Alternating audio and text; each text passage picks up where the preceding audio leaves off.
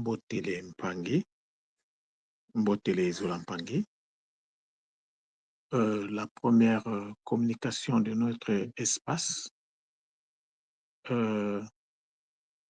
est basée sur la notion relative aux consonnes. Donc, nous allons parler des consonnes aujourd'hui. Alors, c'est quoi une consonne? Une consonne, selon la tradition occidentale et française, latine, c'est un son du langage humain produit par l'obstruction du passage de l'air dans la cavité orale. Ça, c'est une définition que j'ai tirée de Wikipédia. L'objectif ici n'est pas d'expliquer des choses, mais on peut quand même, il y a des mots qui sont, par exemple, le son du langage humain, produit, donc c'est de l'origine, l'obstruction du passage, alors c'est le mécanisme qui se met en place pour produire donc les consonnes. Donc pour la tradition occidentale, une consonne est un son du langage humain. Cependant, selon la tradition ancestrale Congo, une consonne est avant tout un symbole qui, tout seul, ne se vocalise pas. Les consonnes peuvent, dans certains cas, être exprimées, mais lorsqu'une consonne est seule, elle ne peut pas se vocaliser. Donc, une consonne, c'est ce que nous appelons, c'est un symbole. Et en tant que tel, un symbole renvoie donc au mot Congo, Nsi, Nsu. Je dis bien Nsi, Nsu. Alors, un Nsi, c'est quoi? Un Nsi, c'est une forme. Et la forme, elle est visuelle. Elle est gravée sur un support. Visuel parce qu'on peut la voir. Ce n'est pas un symbole imaginaire, non. C'est visuel, on peut voir. Et le symbole est gravé sur un support. Alors, le point, ce qu'on appelle à l'école Kimoto le nkeko. Nkeko est donc le fondement de tous les sinsu. Toutes les formes viennent donc du point. À l'origine, chaque forme est un point. Chaque forme commence toujours par un point. Même lorsqu'il faut graver, on commence toujours par un point. Alors, les différentes consonnes sont les différents déploiements d'un sinsu. Les consonnes que nous avons dans la tradition ancestrale Congo viennent d'un sou. C'est les différentes formes que peut prendre un sinsu. Et une consonne représente en fait un outil que l'énergie va utiliser afin de se comporter d'une certaine façon ou encore afin de prendre une certaine forme. Ça, c'est une partie qui est très importante à comprendre et à retenir. Une consonne représente un outil que l'énergie va utiliser afin de se comporter d'une certaine façon ou de prendre une certaine forme. Peut-être les Mpangi vont se poser la question, mais pourquoi je commence par parler de la consonne? Parce que vous savez, à l'origine, nous avons une consonne en fait. Le N, la source, est symbolisée par une consonne. Et donc, il faut qu'on commence par là. L'énergie ici, c'est lorsque la consonne rentre en action que l'énergie se déploie. Donc, l'énergie découle de la consonne. L'énergie vient du mouvement de la consonne. Et donc, par rapport à ce que je venais de dire, une consonne qui représente donc un outil que l'énergie va utiliser afin de se comporter d'une certaine façon ou de prendre une certaine forme.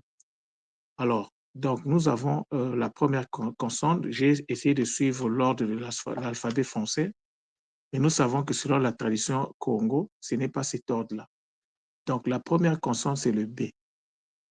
Le B renvoie à la compression des énergies. Le D renvoie au déplacement des énergies. Le F renvoie au détachement, à la séparation ou à la déconnexion des énergies. Le G, quant à lui, fait référence à la vitalisation des énergies ou à la vitalisation tout simple par les énergies, des énergies par les énergies.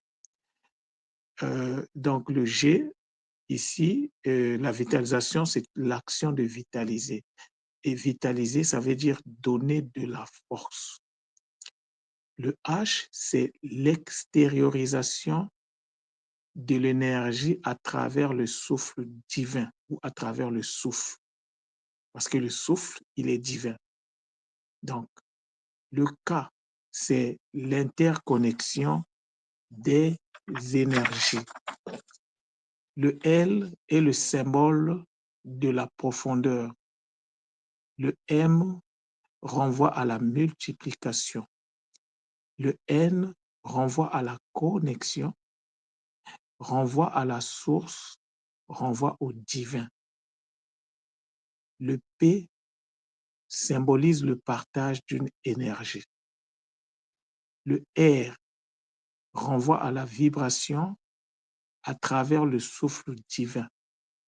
Le S est l'action, renvoie donc à une action des énergies. Le T fait référence à l'extériorisation ou à la projection des énergies.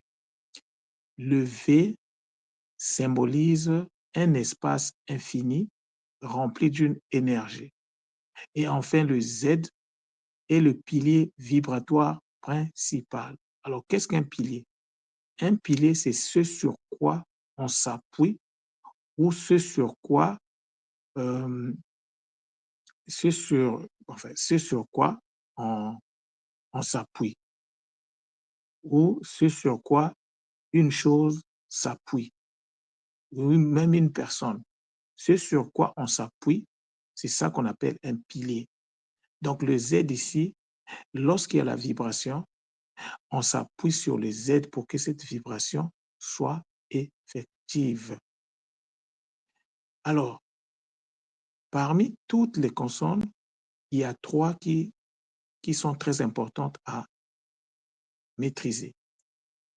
Il y a le N, le H et le R. Ces trois consonnes-là sont liées au souffle divin. Le N symbolise le souffle divin dans l'espace intérieur. Le H, quant à lui, est l'extériorisation du souffle divin de l'espace intérieur vers l'espace extérieur. La forme du H nous apprend beaucoup de choses par rapport à ça. La barre qui est au milieu, là, les deux traits verticaux, plus la barre qui est au milieu, c'est un message. Le R, quant à lui, renvoie à la mise en marche, la mise en marche ou la mise en vibration des énergies qui sont associées au souffle divin. Le N, le H et le R sont des consonnes complémentaires et jouent un rôle de premier plan dans la construction énergétique équilibrée. Ça veut dire que sans le N, le H et le R, on ne peut pas faire la construction énergétique dont je vous parle depuis plus de 2 mois. Donc, en se fondant sur la cosmogonie Congo, nous avons un décompte de 15 consonnes. Alors, il y a des consonnes qui ne sont pas retenues, le C, le J, le Q et le W. On les a enlevés parce que lorsqu'on considère la cosmogonie Congo, on ne les trouve nulle part. Donc, le C, par exemple, renvoie au son K ou au son G.